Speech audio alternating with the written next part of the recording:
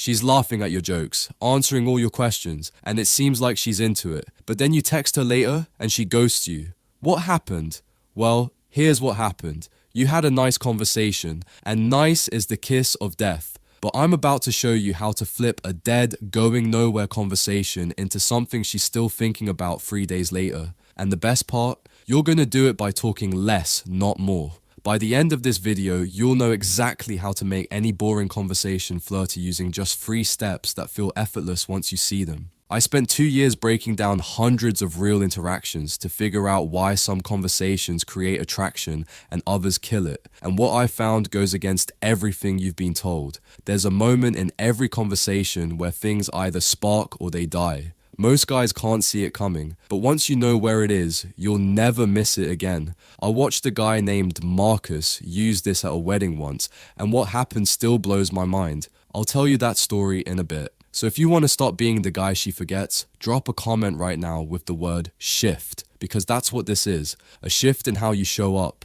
a shift in how she sees you, and once you make it, everything changes. Most conversations die in the first 3 minutes, and it's not because you're boring or because she's not interested, but because of something you do that feels completely normal in the moment. You don't even realize you're doing it, and by the time the conversation ends, she's already put you in a box you can't get out of. Let me show you what I mean. You're talking to a girl, could be anywhere. She mentions something about herself, maybe where she's from, what she does, something she likes, and your brain immediately goes into connection mode. You want to relate, you want to show her you're listening, you want to make her feel good, so you respond with agreement, with support, with validation. Oh, that's awesome. I love that too. That's really cool. Seems harmless, right? Seems like the right move. But here's what just happened. You gave her your approval before she did anything to earn it. And I know that sounds harsh, but think about it. Why would she need to impress you if you're already impressed? Why would she chase your attention if she already has it?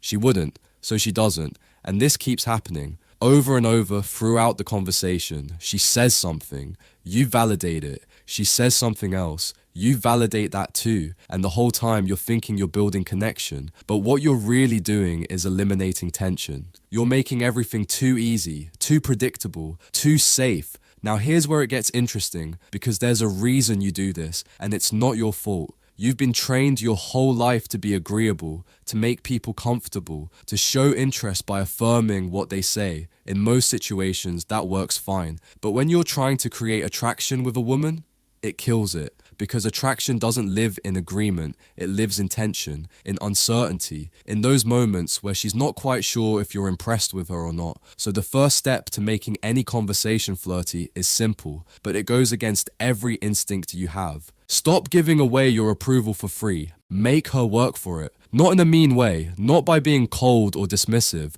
but by creating just enough uncertainty that she actually has to try to win you over instead of the other way around. Now here's how that looks in real time. She tells you she's from Chicago. Instead of, oh cool, I love Chicago, you say something like Chicago.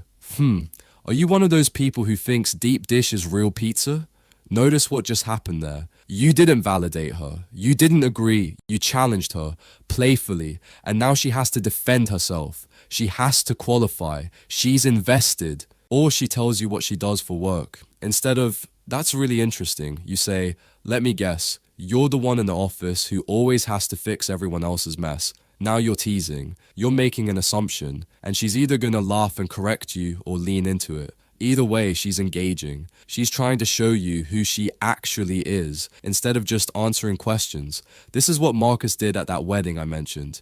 He was talking to a bridesmaid. She told him she was a teacher, and instead of going, oh, that's great, I love teachers, he looked at her and said, elementary or high school? Because you've got that elementary teacher energy. She laughed, said high school, and immediately tried to defend why she didn't have elementary teacher energy. And just like that, she was chasing. He flipped the frame in one sentence. The conversation went from her answering his questions to her trying to prove something to him. And that shift is everything. Because once she's in that mode, once she's the one investing, the dynamic completely changes. She's not just being polite anymore, she's actually engaged. And that's when flirting starts to happen naturally. But here's what most guys get wrong when they try this. They think making her work for approval means being a jerk. So they go too far. They act like they're too good for her. And all that does is make them look insecure, like they're trying too hard to seem unimpressed. The key is to be playful, not mean.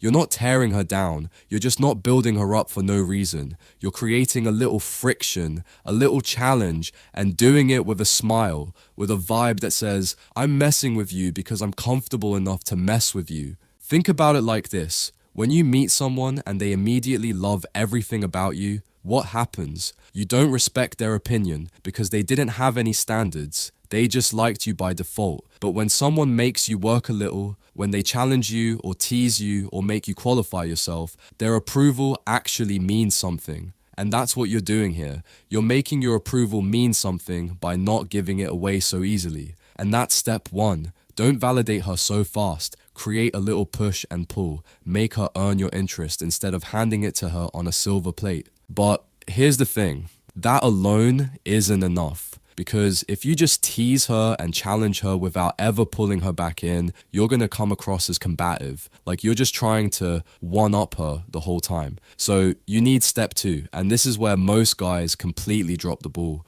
You're 3 or 4 minutes into the conversation now. You've been playful. You've challenged her a bit. She's engaged. She's laughing. Congratulations. But now you hit a wall. Because you can only tease someone for so long before it starts to feel like you're just messing around with no real substance. And if she starts to feel like this conversation is all surface level banter with no depth, she's going to lose interest fast. This is the moment where most guys panic. They feel the energy starting to dip, so they scramble to keep it going. They ask another question. They tell a story. They try to impress her with something cool about themselves. And all of that just brings the conversation right back to boring, right back to predictable. But here's what they're missing. The reason the energy is dipping isn't because the conversation needs more content. It's because it needs more connection. Real connection. Not the fake, we both like the same Netflix show connection. I'm talking about the kind of connection that makes her feel like you actually see her, like you're paying attention to something deeper than just what she's saying. And this is where things get interesting, because most guys think connection means asking deep questions, like, what's your passion? Or what are you looking for in life? But that's not connection. That's just another interview question, and it makes the conversation feel heavy and forced. Real connection happens when you notice something about her that she didn't tell you, when you pick up on a vibe, a pattern, an energy, and you call it out. Not in a creepy way, but in a way that makes her think, wait, how did he catch that? Let me give you an example. You've been talking to this girl for a few minutes. She's been laughing at your jokes, playing along with your teasing, but you notice something. Every time you challenge her, she doubles down. She defends herself. She doesn't back down. So instead of just moving on to the next topic, you stop and say something like, you know what? You've got that competitive thing going on. I can tell you hate losing at anything. Now watch what happens. She either agrees and tells you a story that proves it, or she laughs and tries to deny it while proving your point. Either way, she feels seen. And that feeling is what creates real attraction, because you just showed her that you're not just going through the motions, you're actually paying attention. This is what separates flirting from small talk. Small talk is surface level, it's transactional. You say something, she responds, you move on. But flirting is observational. It's about catching the little things, the way she talks, the way she reacts, the way she carries herself, and then reflecting it back to her in a way that feels playful and accurate at the same time. I learned this from a guy I used to work with named James. He wasn't particularly good looking, wasn't rich, wasn't even that funny, but women were drawn to him, and I couldn't figure out why until I actually listened to how he talked to them. He would spend the first few minutes being playful and light, then out of nowhere he dropped this perfectly timed observation about who they were, and every single time the girl would stop, look at him different, and lean in. I watched him do this at a bar once with a girl who seemed completely uninterested at first. She was giving short answers, checking her phone, the usual signs of someone who's just being polite. But James didn't push harder. He didn't try to entertain her more. He just watched. And after maybe 2 minutes, he said, "You're one of those people who says yes to everything, then regrets it later, aren't you?" She stopped, looked at him, and laughed. Not a polite laugh, a real one. And she said, "How did you know that?" And just like that, the entire energy shifted. She put her phone down, she leaned in, and for the next 20 minutes, she was locked in because he made her feel like he actually got her, like he saw something in her that most people miss. But that's the power of observation. It cuts through all the surface level stuff and creates a moment of real connection. And the crazy part, you don't have to be right. You just have to be confident enough to make the call. Because even if you're wrong, the fact that you were bold enough to say it out loud makes you interesting. It shows you're not afraid to take a risk. And women respect that way more than they respect playing it safe. So step 2 is this. Make an observation about who she is, not just what she's saying.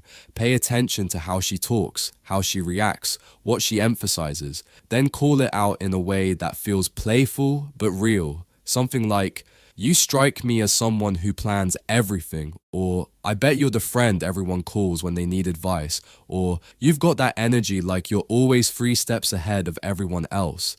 The key is to make it specific enough that it feels personal, but broad enough that you're not just guessing wildly. And when you land it right, when she feels like you actually see something real about her, the conversation stops being small talk and starts being something she'll remember. But here's where most guys stop.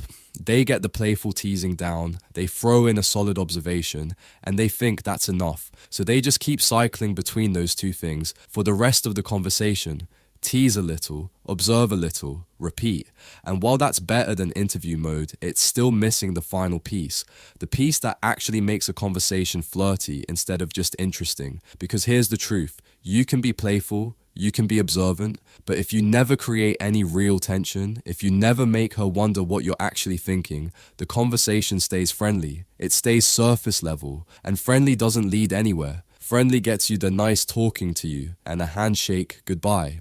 So, what's the difference between a conversation that's interesting and a conversation that's actually flirty? It's this. Flirty conversations have stakes. There's something on the line. There's a feeling in the air that something could happen. That this isn't just 2 people passing time. It's 2 people testing each other, seeing if there's something real there. And that feeling doesn't come from what you say. It comes from what you don't say. It comes from the pauses, the looks, the moments where you let the silence sit just a little longer than feels comfortable. The moments where you're not rushing to fill the space or make her feel at ease. Most guys are terrified of silence. So the second there's a lull, they jump in with another question or another joke or another story. And every time they do that, they kill the tension because tension lives in the gaps. In those moments where she's not sure what you're thinking or what's coming next, where she has to sit with the uncertainty instead of being rescued from it. Think about the last time you felt real chemistry with someone. I bet there were moments where neither of you were talking, where you were just looking at each other and it felt charged, like something was about to happen. That's tension, and you can't create that if you're constantly filling every second with words. So here's step 3, and this is the one that separates guys who have nice conversations from guys who create actual attraction. Let the silence breathe.